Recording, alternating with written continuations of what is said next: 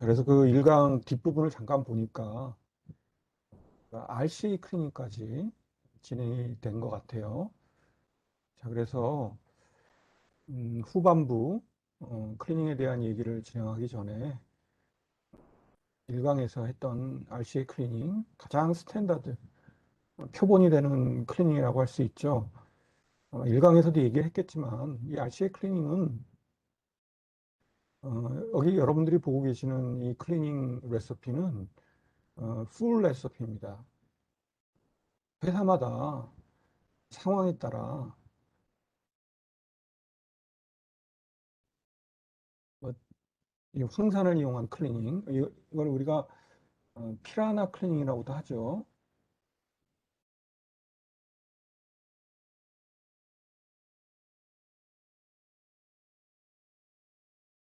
일강에서도 얘기했겠지만 아마 어, 주로 리소레피가 끝나고 나면 유기물 같은 것이 물론 이제 PR 스트립을 합니다.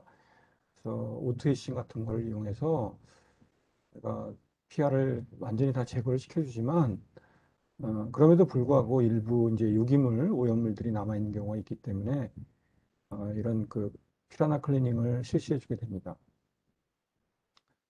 그래서 이런 피라나 클리닝 같은 것들을 선택적으로 이것만 선택해서 클리닝을 해주는 경우도 있고요. 또 요, 요 암모니아 수를 이용한 용액, 이걸 우리가 스탠다드 클리닝 원이라고 얘기했죠. ESG 클리닝 같은 경우도 또 단독적으로만 또 클리닝이 될 경우도 있습니다. SC2 클리닝도 마찬가지고요. 그래서 이 모든 레시피가 반드시 다 연속적으로 이루어져야 되는 것은 아니고 여러분들이 각각 어떤 모듈 프로세스라고 할 수 있는 이런 클리닝들이 갖고 있는 의미를 잘 기억해 두시기 바랍니다. 자, 그래서 우리가 이 어떤 반도체 공정에서 이 클린니스, 청정도라는 것은 아마 일강에서 얘기가 됐겠지만 그 의미가 굉장히 큽니다. 가장 큰 이유는 수율을 확보하게 한 거죠. 그리고 디바이스가 우리가 원하는 스펙 안에서 동작할 수 있도록 모스펫의 특성이라든지 또는 기타 소자들의 특성들을 적절히 확보하는 뭐 그런 취지들까지도 아우르고 있다고 할 수 있습니다. 그래서 우리가 첫 번째 살펴봤던 것은 어떻게 이런 클린한 인바이러먼트 환경을 우리가 유지할 것인가 뭐 이런 얘기들을 했던 것 같고요.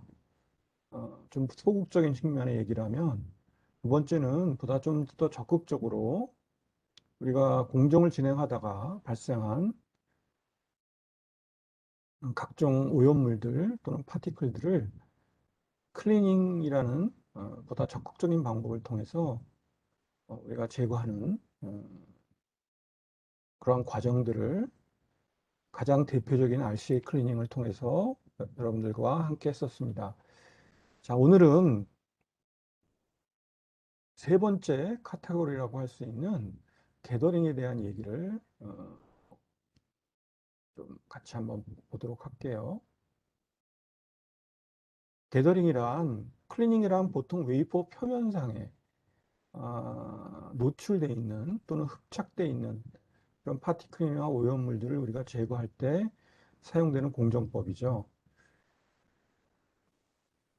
근데 반드시 그런 파티클만이 있는 것이 아니라 금속 오염.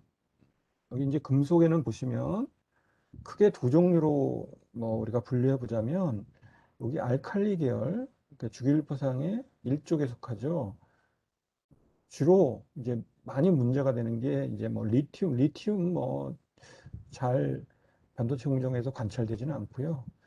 소디움, 나트륨이라고 불리는, 그다음에 칼륨이라고 부르는 포타슘,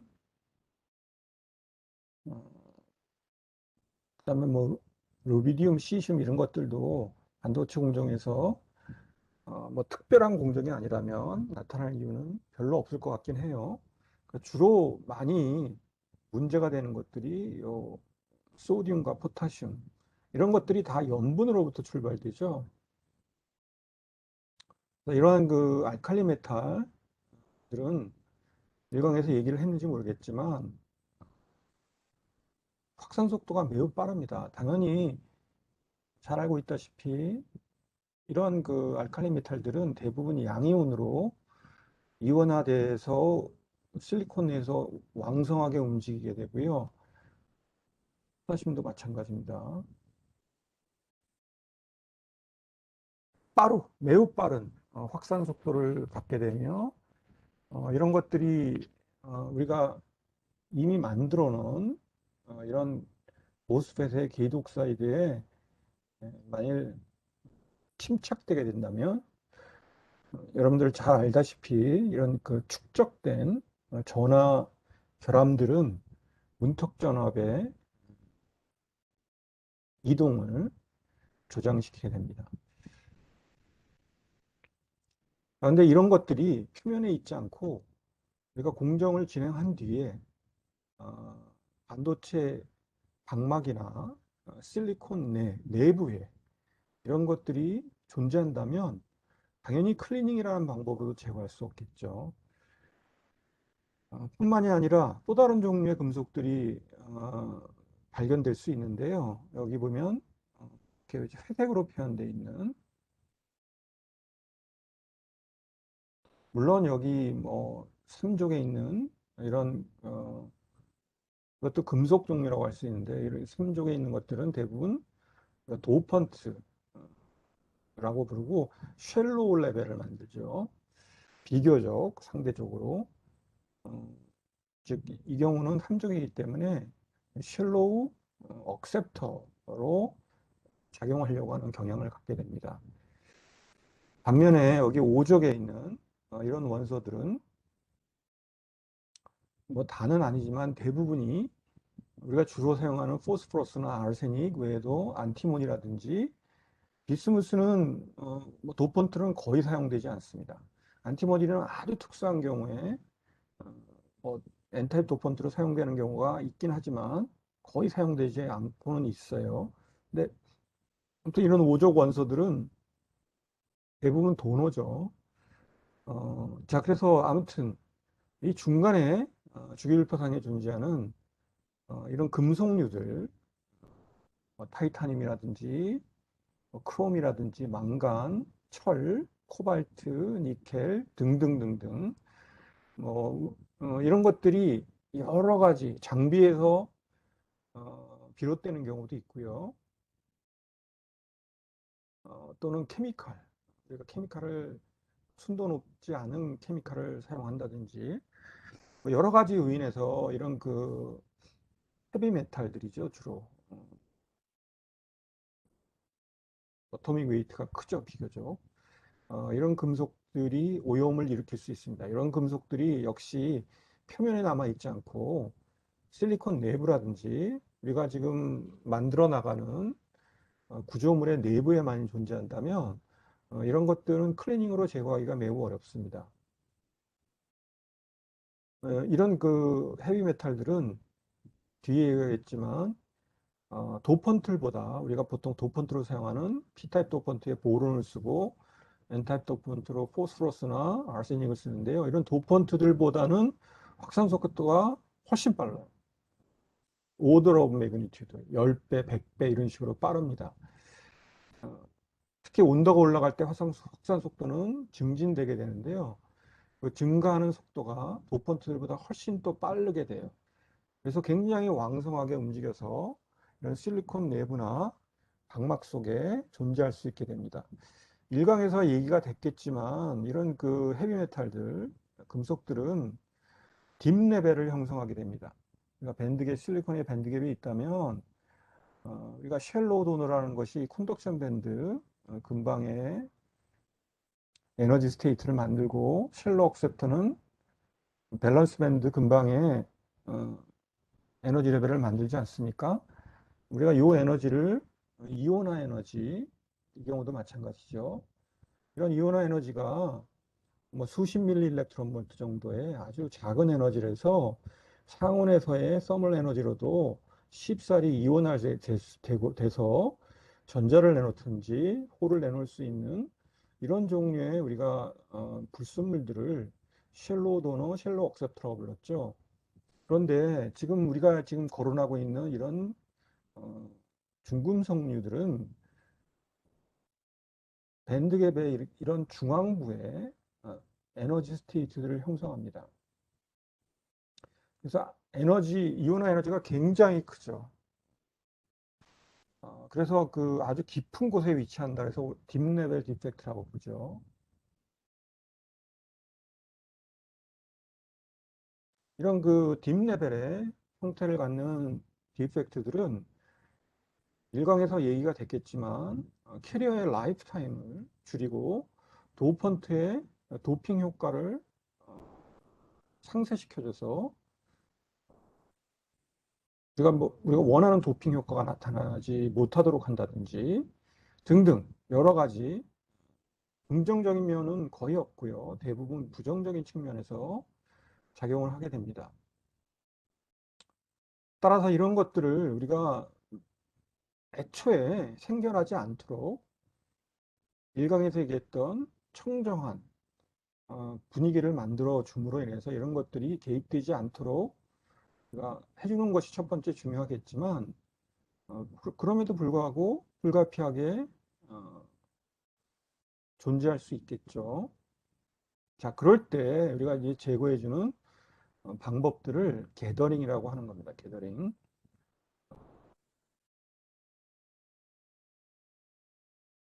자, 첫 번째 이제 주로 그 알칼리 계열의 이온들, 아까 얘기했던 포타슘이라든지 소듐 이온 같은 이런 그 알칼리 이온들을 제거해주는 방법에 대해서 좀 같이 살펴볼게요.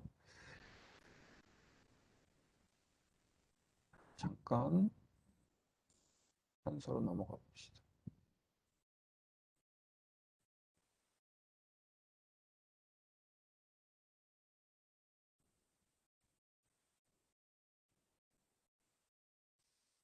자, 가장 그 전통적으로 어, 사용되었던 방법 중에 하나가 우리가 모스펫을 만들죠. 모스펫을 만듭니다. 자, 그리고 어, 아마 추석 전 마지막 강의 때 요 PMD를 올리는 것까지 했던 것 같아요. 프리메탈 다이엘렉트릭. 그러니까 퍼스트 메탈을 올리기 직전에 요 절연막을 하나 올려준다 그랬는데요. 이걸 우리가 SiO2, 당연히 절연막이니까 절연체를 올려줘야겠지. 그런데 사실상 이때 올라가는 PMD 막을 순수한 SiO2를 사용하지 않아 왔고요. 여기에 포스포러스, 인이죠. 또는 보론, 붕소, 이런 것들이 어, 상당히 다량 들어간 아주 우리가 도핑이라 하면 ppm 수준보다 훨씬 작은 양이 들어간 걸 우리가 도핑이라고 그러죠. 근데 그 정도가 아니라 뭐 1%가 될 수 있고 0.1%가 될 수 있고 이 정도면 상당히 많은 양이 이제 어, 마치 믹스처의 형태로 이런 불순물들을 실리콘 다이옥사이드라는 물질 안에 첨가를 하게 되면 대표적으로 이런 것을 BPSG라고 해요. 이때 그 SiO2, 실리콘 산화막은 이런 불순물들과 결합을 함으로 해서 원래 고유의 실리콘 산화막의 특성과 조금 달라지게 되는데요. 이거를 우리가 글래스라고 불러요. 여러분들 유리 잘 알지? 유리란 별게 아니고 바로 이런 기본적으로 물질은 유리의 물질은 SiO2입니다. 근데 여기에 다량의 불순물들이 들어간 SiO2를 우리가 보통 글래스라고 보죠. 그 중에서도 이거 글래스의 일종이에요. BPS라는 게 이 실리케이트 글래스란 말이에요.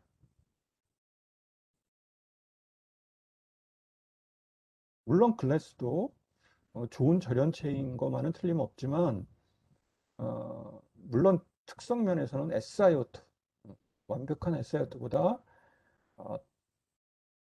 약간 떨어진다고 볼 수 있습니다. 그렇지만 이것도 역시 우수한 절연체인 것만은 틀림없죠. 근데 이 보론, 포스포러스,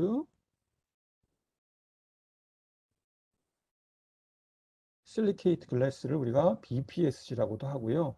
때로는 보론은 안 넣고 포스포러스만을 우리가 집어넣게 되면 PSG라고도 하죠. 보통 BPSG나 PSG 형태의 이런 유리질, 절연막을 PMD층에 많이 사용해왔던 겁니다.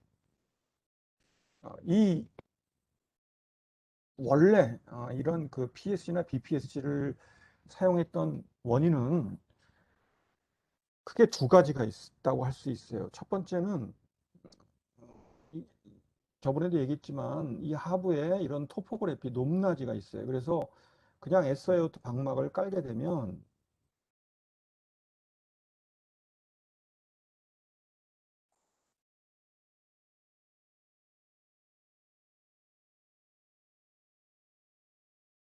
이 방막에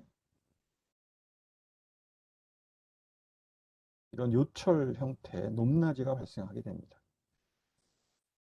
자, 이것이 후속 공정의 리소그래피 측면에서 매우 불리한 요소라고 얘기를 했죠. 그래서 현대 공정에서는 무조건 플래너라이제이션, 평탄화를 CMP를 통해서 평탄화를 시켜준다고 얘기했습니다. 근데 과거에는 이 CMP 공정이 반도체에 도입되지 않았을 때였고요. 또 도입한다고 해도 그 기술 자체가 아직 성숙되지 않아서 여러 가지 문제가 있었습니다. 그래서 이 PMD층을 CMP 하는 것보다는 또 다른 방법으로 평탄화를 해왔는데요.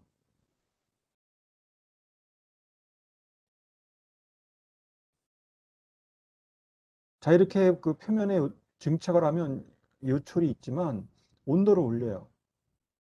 한 600도 이상으로. 보통 뭐 많이 올릴 때는 700도, 800도도 올립니다. 자, 이렇게 높은 온도로 증착 후에 온도를 올리게 되면 유리라 했지. BPSG나 PSG 같은 물질들은 유리와 같아서 온도가 올라가면 여러분들 유리 잘 알지. 소위 글래스 트랜지션 템퍼레처라 해서 천이 온도가 있어요. 그 천이 온도 근처로 가게 되면 유리는 매우 유동성을 갖게 됩니다. 흐물흐물해져요, 한마디로. 여러분들 유리 공예하는 거 보면 온도를 올리게 되면 유리가 마치 엿가락처럼 휘는 거를 많이 봤을 거예요. 자, 그러한 현상이 일어나면서 소위 플로우라는 게 일어납니다. 이걸 우리가 리플로우라고 부르는데요. 이렇게 증착된 BPSG나 PSG 같은 물질들이 흘러요. 흘러서 스스로 평탄화되려고 하는 그런 특성을 갖게 됩니다. 그래서 과거에는 이렇게 표면에 어떤 높낮이가 있고 요철이 존재할 때 소위 리플로우 프로세스라고 불렀어요. 이거를 온도를 그냥 올리는 겁니다. 단순하게. 근데 SiO2 순수한 SiO2를 쓰게 되면 이런 그 유동성이 나타나지가 않아요. 유리가 아니기 때문이에요. 유리가 SiO2는 순수한 SiO2는 그래서 이런 그 불순물이 들어간 유리 재질의 BPSG나 PSG를 써서 리플로우를 통한 평탄화 공정을 해왔던 겁니다. 자, 근데 CMP라는 공정이 성숙해짐에 따라 또 이런 그 BPS나 PS를 통해서 리플로우를 하려면 온도를 많이 올려야 돼요. 7, 800도 이상 올려야 되니까 그 서멀 버짓이 올라간단 말이야. 요 현대 공정에서는 온도를 많이 안 올리려고 한다 그랬죠. 서멀 버짓을 줄이려고 해요. 여러 가지 도펀트들이 확산돼서 정션이 깊어지고 등등 여러 가지 그 부작용들이 발생하기 때문에 가능한 한 프론엔드 공정에 있어서도 온도를 어, 높이 올리지 않고 최대한 공정을 맞추려고 노력을 하게 됩니다. 그런데 리플로우를 통해서 평탄화를 하려면 온도를 많이 올려야 돼요. 최소한 트랜지스터를 다 만든 뒤에 우리가 PMD를 증착하고 나서 다시 온도가 한 7, 800도 이상 올라가야 되는 이런 문제가 발생합니다. 그러면 여기에 올라갔던 이런 실리사이드 또는 정션에 존재하는 실리사이드가 뭐 서멀 스테빌리티가 좋다 하지만 이런 그 준금속류에 또 문제가 생길 가능성도 있고요. 또 도펀트가 안으로 확산된다든지 이런 그 아무튼 안 좋겠죠. 그래서 현대 공정에서는 이런 서멀 버짓을 줄이기 위해서 그냥 CMP 공정으로 대체해 버린 겁니다. 그런데 이런 그 PSG나 BPSG를 PMD층으로 썼던 이유는 이런 평탄화를 하고자 하는 목적만 있었던 것이 아니라 또 다른 숨어 있는 배경이 있었어요. 그건 뭐냐면 순수한 SiO2 물론 비정제이지만 이 안에 보론이나 포스포러스 같은 이런 물질들이 불순물이 많이 들어가게 되면 SiO2 내에 여러 가지 결합선들의 파괴 현상이 일어납니다. 쉽게 말하면 결함이 생겨나는 거예요. 결함이 더 많이 증폭돼서 생겨나게 돼요. 그러면 이 안에 어마어마하게 많은 그 결함들이 존재한다고 보는 거야. 근데 언제나 결함이란 하이 에너지 스테이트를 의미하고요. 불안정한 스테이트가 존재하는 영역이지. 따라서 우리가 이 근처에 소듐 이온이나 포타슘 이온 같은 것들이 돌아다니다가 바로 마치 함정처럼 트랩처럼 이런 그 결함 부위에 포획되게 됩니다. 그래서 어, 한때는 이런 실험들도 많이 이루어졌는데요. 이 PMD층으로 순수한 SiO2, 언도프트, 도핑이 안 돼 있는 SiO2, 순수한 SiO2를 쓰는 거에 비해서 PSG나 BPSG를 쓸 경우 트랜지스터의 특성이 훨씬 좋다라는 보고들이 굉장히 많았어요. 어, 그게 이제 이런 게더링, 이거를 우리가 이런 이온들을 끌어당기는 겁니다.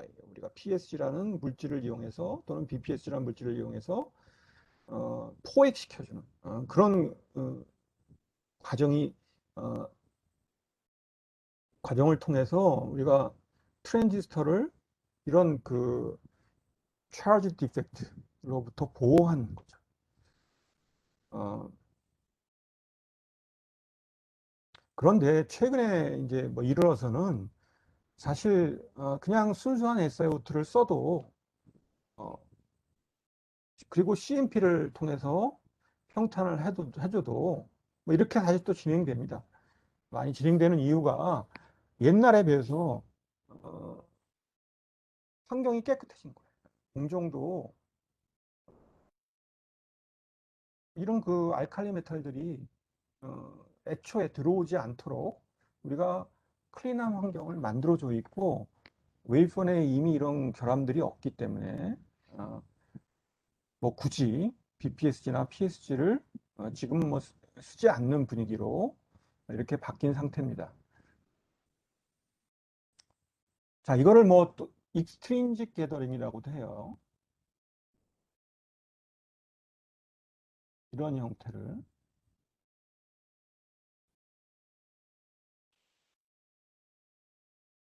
그 다음에 이제 또 다른 게더링의 형태 중에 하나가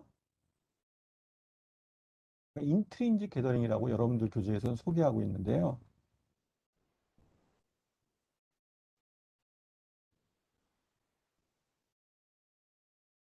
강로 들어갑시다.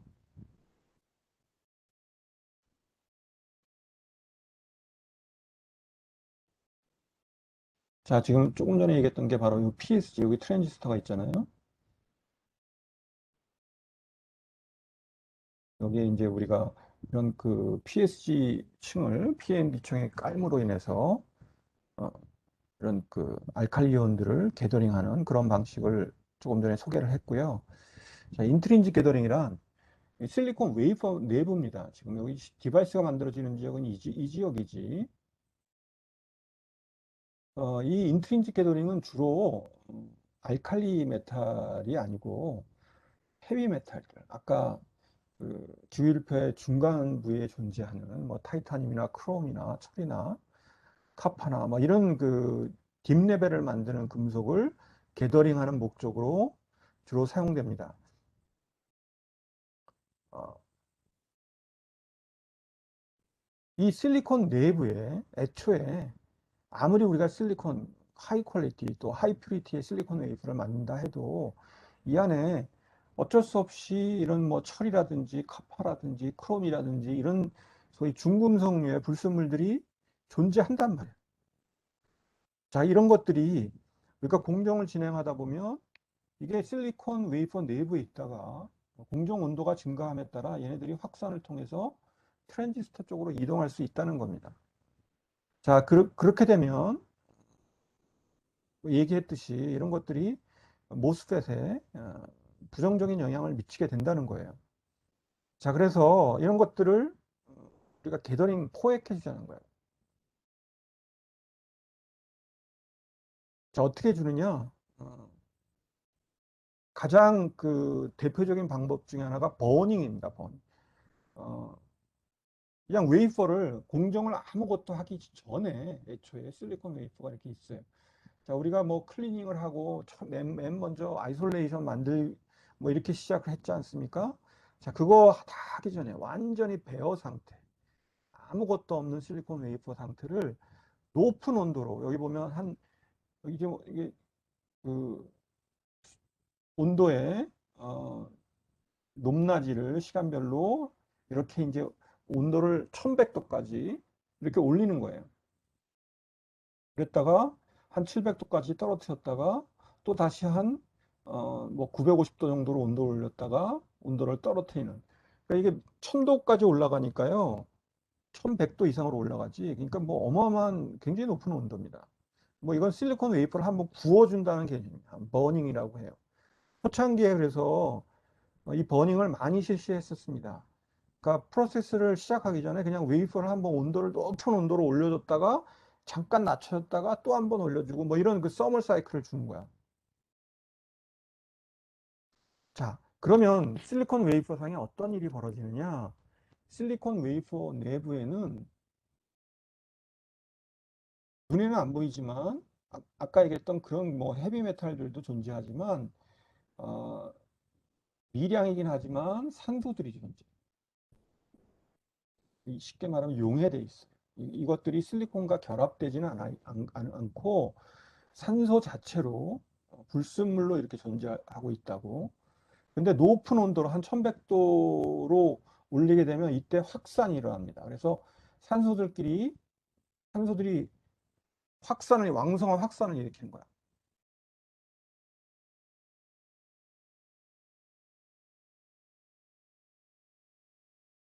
자, 그러다가 이 온도가 한 700도로 낮춰지는 순간 어, 어떤 일이 일어나냐면 그 확산을 통해서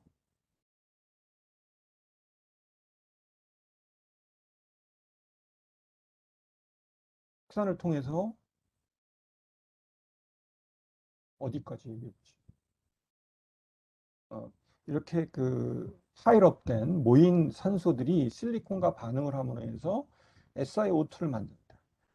그래서 요를 뉴클리에이션 이런 생성들이 일어나요. SiO2의 핵생성들이 일어나요. 그러면서 이게 성장을 합니다. 여기 다시 온도를 또 올리는 요 단계에서 프레시피테이션 석출이 일어나요. 크게 이렇게 물론 아주 큰 건 아니고요. 눈에는 보이지 않지만 이런 SiO2 알갱이들이 생겨나는. 아, 이건 웨이퍼 내부이기 때문에 상관없어요. 이런 웨이퍼 내에 깨알 같은, 여기 보시면 사진이 없나?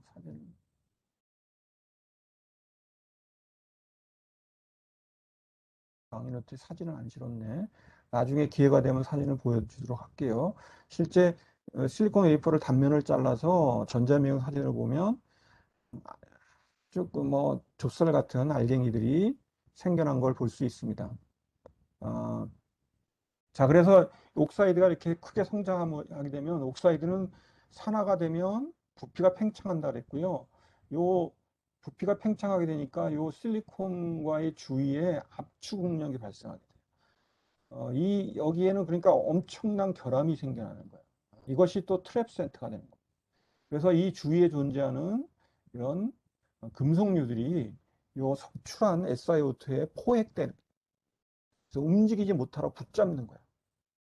이게 확산돼서 트랜지스터로 가지 못하도록 붙잡는 일종의 트랩 역할을 하게 되는 겁니다. 자, 이런 방법을 우리가 인트린직 게더링이라고 합니다. 그렇게 여러분들 교재에서는 소개하고 있고요. 웨이퍼 두께가 한 500 마이크로미터라면 이 안에 존재하는 어,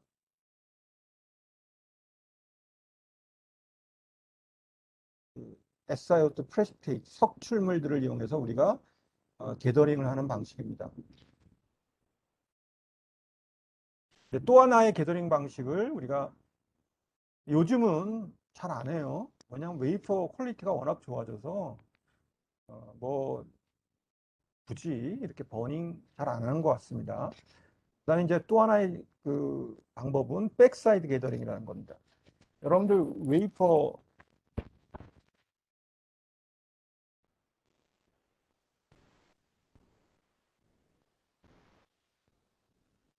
유심히 보면 웨이퍼가 이렇게 전면부가 있고요, 후면부가 있습니다. 이 전면부는 당연히 가공을 해서 굉장히 폴리싱, 이게 울퉁불퉁하다는 것은 웨이퍼를 커팅하거든요.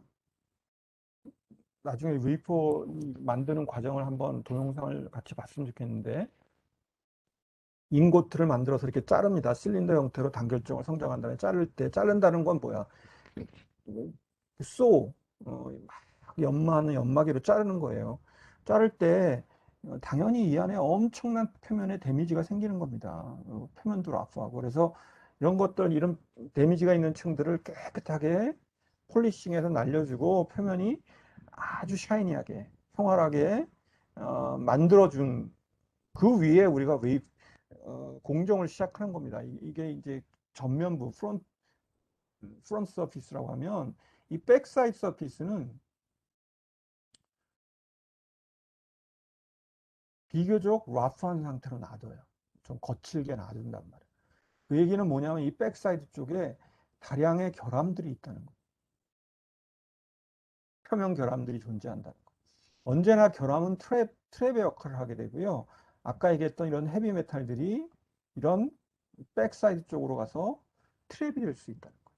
그래서 얘네들이 도망가지 못하도록 후면부 쪽에서 잡아주는, 그래서 의도적으로 양면을 다 더블 폴리싱 해줘도 되는데 싱글 폴리싱 하는 이유가, 여기 숨어 있는 이유가 있는 거죠.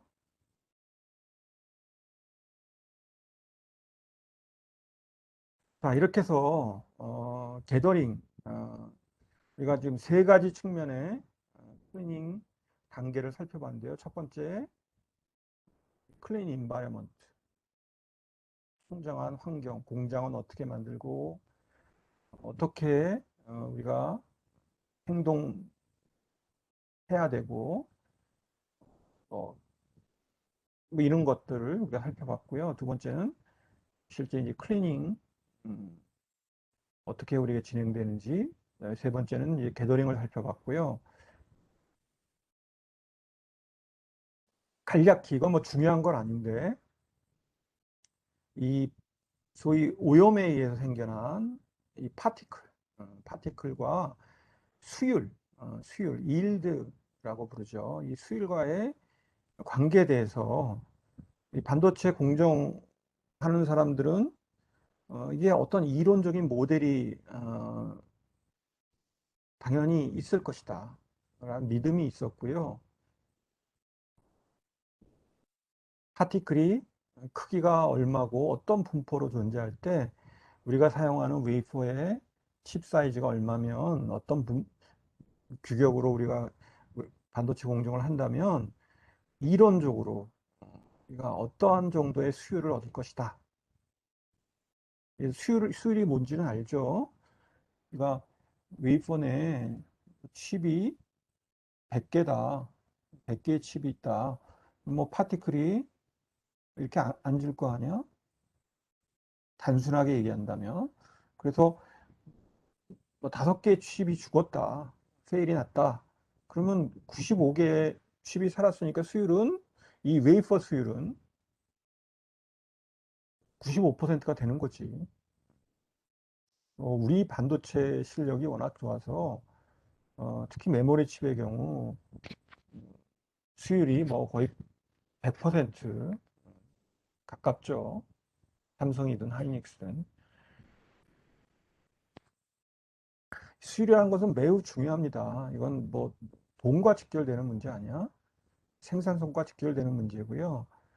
이 수율이 높은 수율을 확보해야지만 생산부서의 퍼포먼스는 수율 그리고 생산 속도, 품질 뭐 이런 거 아니겠어? 그 중에서도 이 수율이라는 것이 매우 중요합니다. 자, 그래서 이 수율에 대한 모델들이 굉장히 많이 연구가 되어 왔어요. 근데 다 사실 큰 의미가 없는 게요. 잘 안 맞아요. 굉장히 많은 사람들이 연구해왔고 논문들도 많이 나왔고 근데 이 중에 요 포화성 스태티스틱스라고 포화성 통계 함수지 요거의 의미만 잠깐 설명을 할게요. 요 수율이란 이건 정확한 모델은 아니고 또 우리가 모델을 이론적으로 한번 이렇게 설명할 수 있다는 거야. 여기 y가 수율입니다. yield고요. 이건 지수의 AC 곱하기 D0라는 거야. 이 D0라는 것은 defect density입니다. 즉 단위 면적당 존재하는 디펙트의 개수야. 즉 D0가 크면 클수록 더 많은 파티클이 웨이퍼에 앉은 겁니다. 당연히 2의 마이너스니까 D0가 커지면 수율은 떨어집니다. 여기서의 수율은 퍼센티지가 아니고 0과 1 사이의 숫자예요. 1이면 100% 수율이 되는 거고 0이면 빵프로가 되는 거지. 자, 그래서 아무튼 지수함수이기 때문에 디펙트 덴시티가 커지면 지수적으로 수율은 떨어지는 거예요. 굉장히 민감하다는 거야. 이 포화성 스태티스틱스를 따른다면. 또 하나 여기 H라는 게 있는데 이게 크리티컬 사이즈라는 겁니다. 크리티컬 에어리어라고도 부르고 쉽게 말하면 칩 사이즈인 겁니다. 칩 사이즈. 칩 사이즈가 어떤 칩은 예를 들어서 우리가 사용하는 뭐 스마트폰의 AP칩 같은 건 굉장히 크지 않습니까? 뭐 인텔 칩, NPU 칩도 커요. 근데 뭐 메모리 칩 같은 거는 비교적 또 작지. 이건 뭐 제품에 따라 칩 사이즈가 클 수도 있고 작을 수도 있는데요. 어, 칩 사이즈가 크면 이 크리티컬 에어리어가 크면 클수록 수율은 떨어진다는 거예요. 이것도 당연하겠지.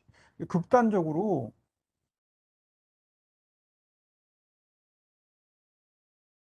여러분들이 좀 극단적인 비유긴 하지만 웨이퍼에 칩이 하나가 있다 그래요.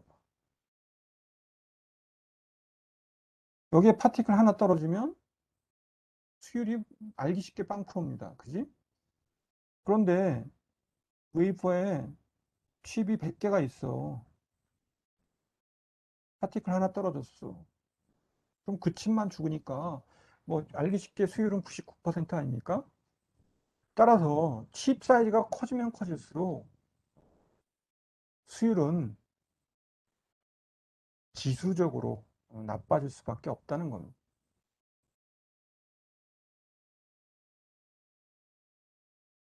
네, 내가 박스 친 부분을 여러분들이 좀 유심히 보시기 바라는데요. 그러면 여러 종류의 크기를 가진 파티클들이 존재한단 말이에요. 아주 작은 파티클도 있고 큰 파티클도 있다. 아주 작은 파티클은 0.1 마이크로 이하의 파티클. 큰 파티클은 뭐 수십 마이크로미터. 수십 마이크로미터라 봐야 뭐 눈에 잘 안 보이죠. 하지만 뭐 전자미용 같은 걸 보면 바위 덩어리처럼 크게 보이지. 이런 다양한 크기의 파티클들이 있는데, 그러면 어떤 파티클 사이즈가 가장 수율에 치명적인 문제를 야기하겠냐는 거야. 그걸 알아야 우리가 그 크기의 파티클을 잘 컨트롤해야 된다는 어떤 전략이 있을 수 있겠죠. 결론적으로 먼저 얘기한다면 너무 큰 파티클도 아니고 너무 작은 파티클도 아니더라는 겁니다.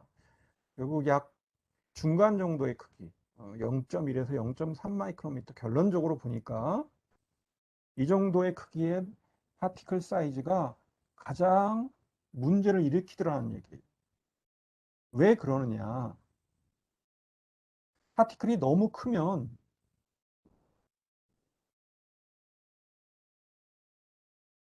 먼저 작은 것부터 얘기했지. 작은 것들은 너무 작으면 얘네들은 잘 응결하려고 해요. 작은 파티클끼리 표면 에너지를 줄이기 위해서 서로 뭉치려고 하는 경향이 굉장히 큽니다. 그래서 작은 파티클들은 서로 뭉침으로 인해서 더 큰 파티클로 변하려고 하는 경향을 갖고 있어요. 그래서 사실상 작은 파티클은 분포도로 볼 때 굉장히 그 숫자가 작아요. 왜냐하면 작은 파티클들은 문제를 일으킬 수는 있겠지만 워낙 절대 숫자가 작아요. 반면에 큰 파티클들은 쉽게 클리닝에 의해서 제거가 됩니다. 그리고 석출 상태로 드러나게 돼요. 잘 떨어진단 말이야, 큰 파티클. 클리닝 같은 거나 또는 웨이퍼 공정 중에 얘네들이 잘 표면에서 이탈하게 돼요. 그래서 손쉽게 제거가 가능한 그런 측면이 있는데, 우리가 지금 아까 얘기했던 요 중간 정도 크기의 파티클들이 표면에 딱 달라붙어 있고 클리닝에서도 잘 제거 안 되려고 몸부림치고 또 서로 응결돼서 큰 파티클로도 변하지 않는다는 거예요.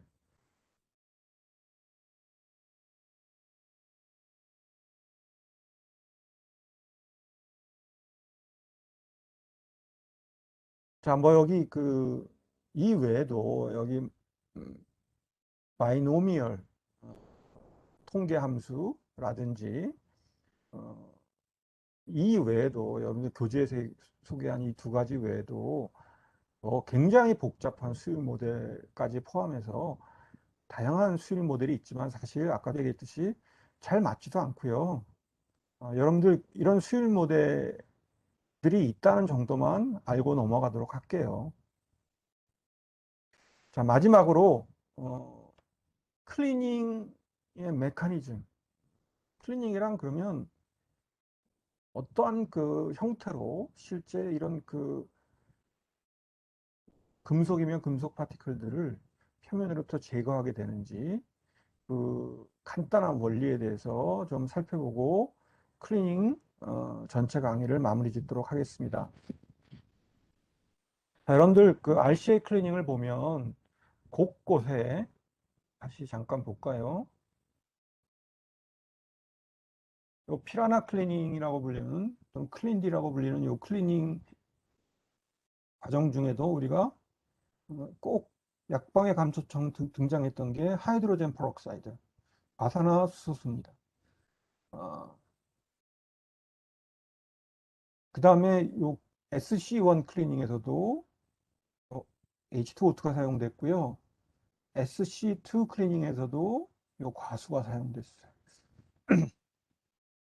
물론 요 옥사이드를 날려주는 요 불산 공정의 경우는 어, 이럴 필요가 없어요. 뒤에 얘기를 들어보면 아시겠지만 이 과산화수소를 쓸 필요가 없지. 그런데 아무튼 어떤 유기물을 날려준다든지 금속을 날려줄 때 보면 항상 이 과산화수소가 사용되는 이유가 어디에 있느냐는 거지. 중요한 의미를 갖고 있기 때문에 지금 이 과산화수소의 역할과 더불어서 어떻게 실질적으로 표면으로부터 이런 클리닝이라는 것이 가능해지는지를 좀 살펴보려고 해요. 우선 과산화수소는 여러분들 잘 알고 있다시피 강력한 산화제입니다.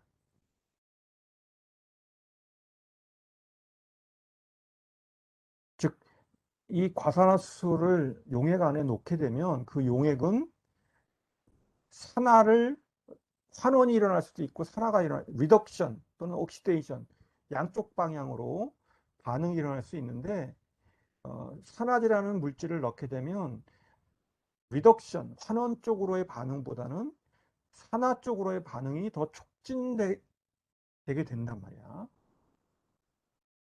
자, 그러면 그 산화 과정을 통해서 도대체 우리가 뭐를 거둘 수 있느냐? 그거를 좀 살펴보려고 해요. 자, 우선 클리닝이 된다는 것이 무엇인지를 좀 어, 한번 음미할 필요가 있습니다. 그래서 어떤 파티클들이 있어요. 금속이라고 합시다. 표면에 흡착돼 있다. 대부분 이런 금속들은 소위 표면 장력을 줄이기 위해서 한쪽 면이 뭐 실리콘이든 SiO2든 어떤 표면부와 흡착이 돼서 이걸 애sorption이라고 그러죠. 강력한 힘이에요, 사실은. 이 흡착력이 굉장히 강한 겁니다. 그래서 딱 달라붙어 있는 거야. 그래서 안 떨어져요. 우리가 클리닝 하면 어떤 용액 속에 웨이퍼를 넣고 뭐 어떤 때는 교반도 시켜주고 여러 가지 과정들을 해주지만 이런 것들이 잘 안 떨어진단 말이에요. 이렇게 석출물 상태로 있는 이런 파티클들은 잘 제거가 안 돼요. 자, 그러면 클리닝이 된다는 것은 여기가 지금 용액이란 말이야. 용액 내에서 이 금속이 가능한 한 전자 하나를 내놓고 자기 자신은 메탈 이온이 돼야지만 여기서는 물론 금속이 1가인 금속도 있지만 뭐 3가일 수도 있고 2가일 수도 있지 않습니까? 그러니까 지금 여기 6번식에 있어서 이 금속이 금속에 뭐 이게 G가 3이라면 3가에 양이온이 되고 전자 3개를 내놓는 바로 이 과정이 일어나야지만 금속은 금속 자체에 순수한 금속 파티클로 존재하는 게 아니라 물에 녹게 돼요. 그러니까 이온 상태가 돼야 물의 용해가 일어나게 됩니다. 즉 금속 자체로 존재하는 해서는 안 되고요. 클리닝이 절대 안 일어난다. 따라서 이 양방향이 다 가능한 거지. 만약 금속 용액 내에 M 플러스라는 이온이 있으면 얘가 용액 내에 존재하는 전자를 만나서 금속 석출될 수도 있고요. 금속 상태로. 거꾸로 용액 내에 있는 금속이 스스로 자기는 이온이 되고 전자 하나를 내놓으면서 이온화가 될 수 있다. 그러면 금속 용액 내에 용해가 돼. 이온화되면서 용해가 일어난다고. 용해가 일어나야 이 금속은 표면에 흡착된 상태로부터 이탈해서 나중에 우리가 뭐 교반을 한다든지 클리닝하는 과정 중에 표면으로부터 이탈해서 용이하게 제거가 된단 말이에요. 따라서 가장 클리닝이 돼야 되는 전제사항은 뭐냐? 이 6번 과정, 여러분들 보시면 금속의 경우라면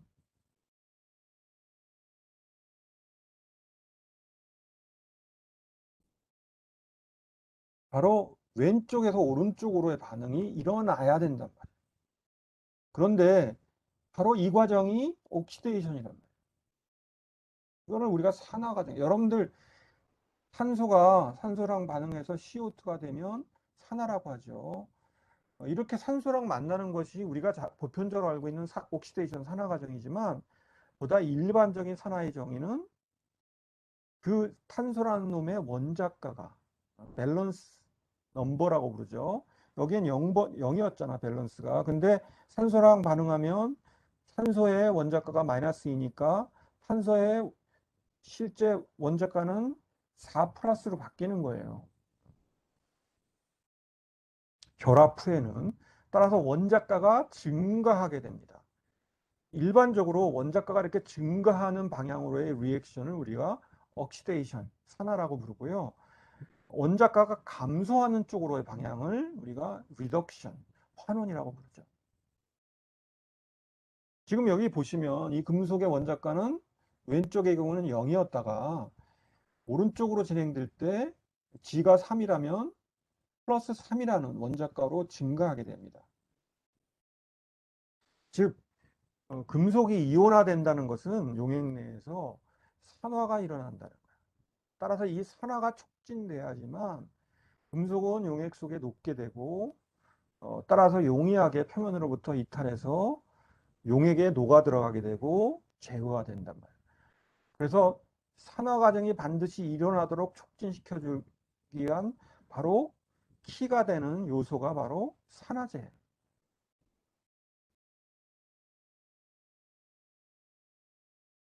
그래서 우리가 하이드로젠 페록사이드라는 산화제가 등장하게 되는 겁니다. 자, 여기 보시면 실리콘, 용액 내 실리콘 역시 여기 5번 반응을, 아이고, 잠깐.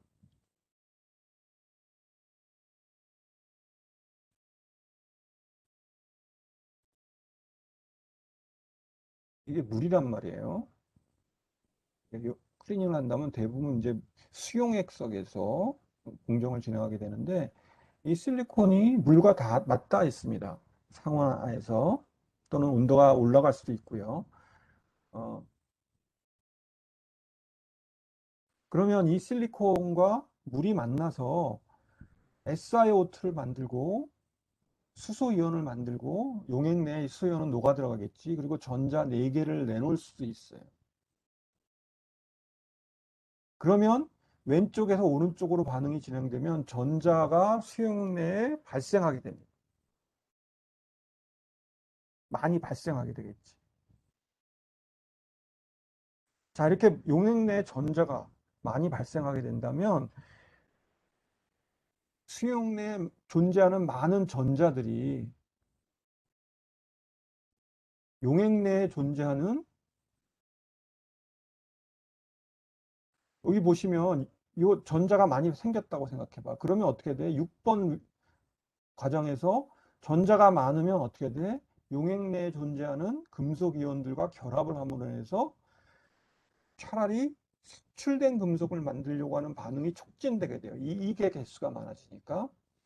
따라서 5번 반응이 또 중요한데요. 5번 반응이 왼쪽에서 오른쪽으로 만일 잘 진행이 된다면 용액 내에 전자가 많이 발생하고 이 전자는 용액 내에 금속 이온들을 오히려 줄여주는 역할을 해서 금속이 색출되도록 만들어서 클리닝이 잘 안 된단 말이죠.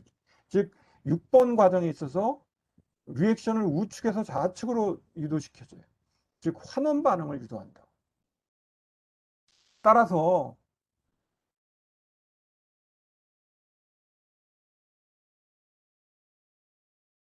5번 반응에서도 왼쪽에서 오른쪽으로 반응이 일어나면 안 되고 우측에서 좌측으로 반응이 일어남으로 인해서 전자가 자꾸만 소모되게 해줘요. 자, 그럼에도 불구하고 5번 반응이나 6번 반응이나 왼쪽에서 오른쪽으로 반응이 일어날 수도 있고 오른쪽에서 왼쪽으로 반응이 일어날 수도 있는 거야. 양방향으로 다 가능한 거야. 그런데 우리는 가능한 결과적으로 6번 리액션이 왼쪽에서 오른쪽으로 일어나도록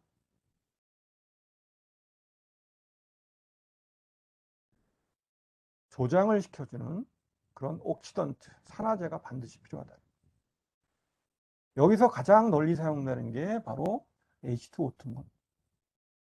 H2O2가 바로 이 역할을 해주는 거야. H2O2가 그러면 어떻게 하느냐? 우리가 물속에 H2O2를 넣게 되면요.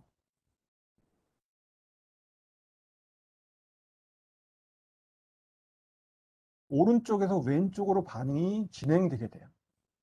여기 보면 그 포텐셜이 음수이기 때문에 반응이 마이너스 1.77V니까 굉장히 큰 힘이 존재하게 되고요. 따라서 용액 속에 있는 전자를 얘가 잡아먹고 자기 자신은 뭐가 되냐면 물이 되려고 해요. 따라서 전자를 자꾸만 잡아먹어 주니까 어떻게 돼? 이 전자가 줄어들게 되고요. 따라서 6번 리액션은 오른쪽으로 진행되려고 하는 힘을 받게 되는 거예요.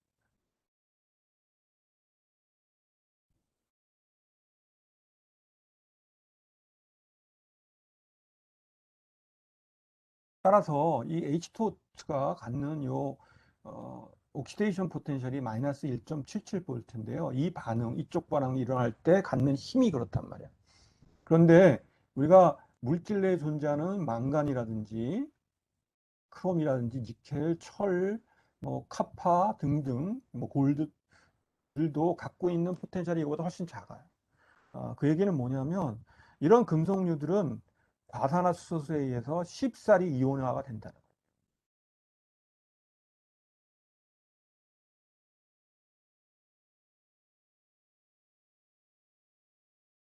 자, 여러분들이 그 과산화수소의 역할을 이해하겠죠? 어, 사실 이 케미칼 옥시데이션 포텐셜이 더 큰 물질이 존재하는데 바로 그게 오존입니다. 오존. 더 강력한 산화제. O3죠. 마이너스 2.07V의 산화 포텐셜을 갖습니다. 그런데 여러분들 알겠죠? 오존은 수용액에 잘 녹지를 않고 가스예요. 가스. 오존은 가스입니다. 그래서 이 오존이 우리가 수용액 형태로 우리가 얻을 수 있다면 더 강력한 산화제로 우리가 클리닝에 사용될 수 있겠지만 불행히도 그런 단점이 있어요. 그래서 이것 때문에 한때 많이 연구됐던 게 드라이 클리닝이라는 겁니다. 물을 쓰지 말고 클리닝을 하자는 거예요. 가스 상태로. 물론 이게 많이 연구됐고 오존을 이용해서 클리닝을 하자는 그런 노력들이 있었죠. 이렇게 되면 뭐 물도 절약하고 좋지. 근데 뭐 결론적으로 지금 현대에 이르러서도 아직도 수용액 베이스의 클리닝이 위주를 이루고 있습니다. 자, 이렇게 해서 클리닝에 대한 강의를 마치기로 하겠습니다. 여러분들 추석 연휴 마지막까지 잘 세시고 건강한 모습으로 다음 강의에서 뵙도록 하겠습니다. 강의를 끝낼게요.